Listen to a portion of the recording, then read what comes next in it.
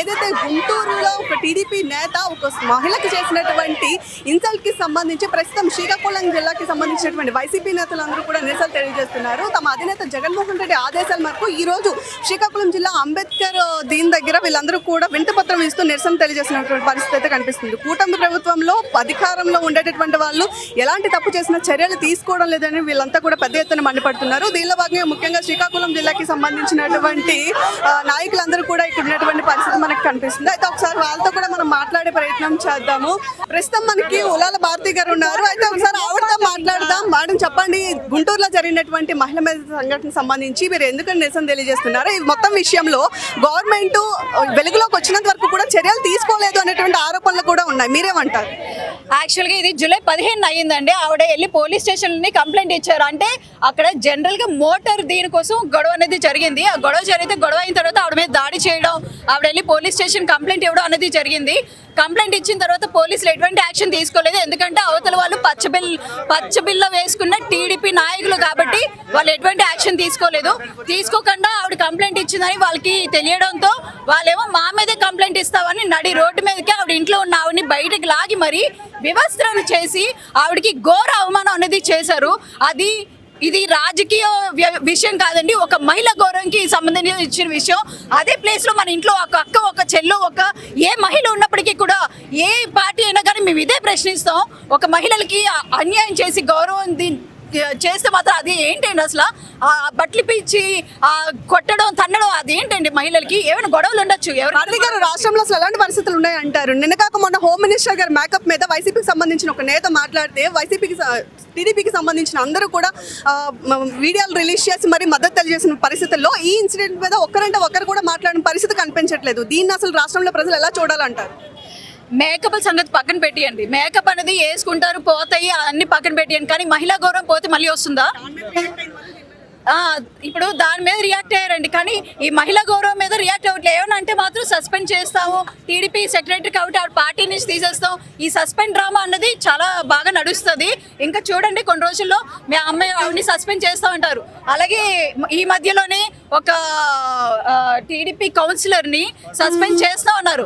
మళ్ళీ అది రాజకీయ అయిపోయి మళ్ళీ ఆయన పార్టీలో చేరడం జరిగింది. మళ్ళీ యథావిధంగా దారుణాలు అనేవి చేస్తూనే ఉన్నారు.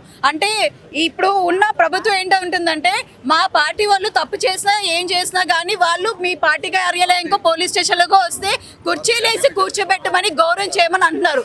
వాళ్ళు తప్పు చేసినప్పటికీ కూడా గౌరవం చేయమంటున్నారు. అంటే ఇది ఎక్కడ న్యాయం అండి? దీని మీద నోరు మెదపరా? ఇప్పుడు ఆవిడకి అంత అన్యాయం జరిగింది, ఎవరైనా కానివ్వండి, ఒక మహిళకి సాటి మహిళకి అన్యాయం జరిగిందంటే ఖచ్చితంగా నిలదీయాలి. టీడీపీ వాళ్ళైనా నిలదీయాలి. లీడర్స్ పక్కన పెడితే పోలీస్ వ్యవస్థ కూడా చిన్న సోషల్ మీడియా కేసెస్ మీద కూడా రియాక్ట్ అయ్యి అరెస్ట్ చేస్తున్న ఈ రోజుల్లో వాళ్ళు ఒక ఉమెన్ గాయాలతో పాటు వెళ్ళి చిరిగిన బట్టలతో పోలీస్ స్టేషన్కి వెళ్ళినా సరే కంప్లైంట్ తీసుకోలేదు అని ఆవిడ చెప్తుంది. దీని మీద ఏమంటారు? అవునండి, ఇప్పుడు అపోజిషన్ కార్యకర్త ఒక చిన్న పోస్ట్ పెడితే, వాళ్ళకి వ్యతిరేకంగా, పార్టీకి వ్యతిరేకంగా ఒక పోస్ట్ పెడితే వాళ్ళు అర్ధరాత్రైనా అరెస్టులు చేసేస్తారు. వాటి మీద తక్షణమే యాక్షన్లు ఉంటాయి. కానీ ఒక మహిళ ఇలాగ అన్యాయం అవుతుంది, మా మీద ఇలా చేస్తున్నారు అని అన్నప్పటికీ కూడా ఎటువంటి యాక్షన్ కూడా ఉండట్లేదు. ఏవి యాక్షన్ తీసుకోవట్లేదు. ఇక్కడనే కాదు, రాష్ట్రం మొత్తం మీద ఇలానే ఉంది. మహిళలపై ఇలానే పాలన జరుగుతుంది, ఇలానే దాడులు జరుగుతున్నాయి, ఇలాగే అక్రమాలు జరుగుతున్నాయి. ఇదేని మాత్రం తక్షణమే జనాలు అమాయకులు కాదండి, ప్రతిదీ గమనిస్తూనే ఉన్నారు. ఒక వీడియో వైరల్ అయితే కానీ ఇప్పుడు ఆ వ్యవస్థ చేసిన వీడియో వైరల్ అవ్వబట్టే ఇప్పుడు ఇదంతా అవుతుంది. లేదంటే ఆ 4 గోడల మధ్య సమాప్తం చేసేవారు అది. అంతేగాని వాళ్ళు మాత్రం ఖచ్చితంగా మహిళలు న్యాయం చేయాలి. హోమ్ మినిస్టర్ స్థానంలో ఒక ఉమెన్ ఉన్నారు, అయినా సరే ఈ రోజు రాష్ట్రంలో మహిళలకి రక్షణ లేదు అని మీరు అంటారా? ఖచ్చితంగా లేదు. ఒక మహిళ ఉండి కూడా మహిళలకి ఇలాంటి రక్షణ లేని రాష్ట్రం మనదే. మొన్న రాజస్థాన్లోని ఒక ఇన్సిడెంట్ అయింది. ఒక చిన్న మహిళ మీద దాడి చేశారు 32 మంది. వెంటనే ఇమీడియట్ యాక్షన్ తీసుకున్నారు.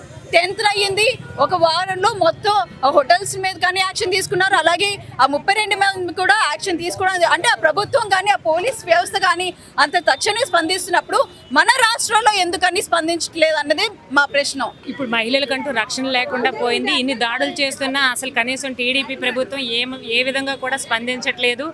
ఈ మొత్తం రెడ్ బుక్ రాజ్యాంగ పాలనే జరుగుతుందని క్లియర్గా కనిపిస్తూ ఉంది. మహిళలకి ఇలా వివస్త్రణ చేసి ఇలా దాడులు చేస్తున్నప్పుడు దానికి టీడీపీ వాళ్ళే కొమ్ము కాసి పక్క నుండి మహిళలపై అసలు కొద్దిగా కూడా ఒక హోమ్ మినిస్టర్ ఒక అత్యుత్తమైన పదవి హోంశాఖలోని ఒక మహిళ అయ్యి ఉండి కూడా ఆవిడ ఏ విధంగా కూడా ఇన్ని మహిళలపై ఒకటి కాదు రెండు కాదు వాళ్ళు ప్రభుత్వంలోకి వచ్చినప్పటి నుంచి ఇప్పటి వరకు దాడులు జరుగుతూనే ఉన్నాయి.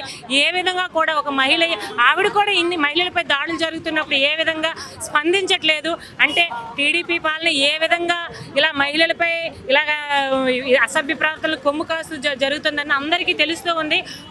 ప్రజలందరూ అర్థం చేసుకుంటున్నారు. Thank you. మీరు చెప్పండి, ఒక సీనియర్ లీడర్ గా పార్టీలో ఉన్నారు. ఈ రోజు రాష్ట్రంలో మహిళల పరిస్థితి మీద మీ అభిప్రాయం ఏంటి? తెలుగుదేశం ప్రభుత్వం అధికారంలోకి వచ్చిన తర్వాత చాలా అన్యాయాలు ఘోరాలు జరగడం మనం కల్లారా చూస్తున్నారు ప్రజలందరూ.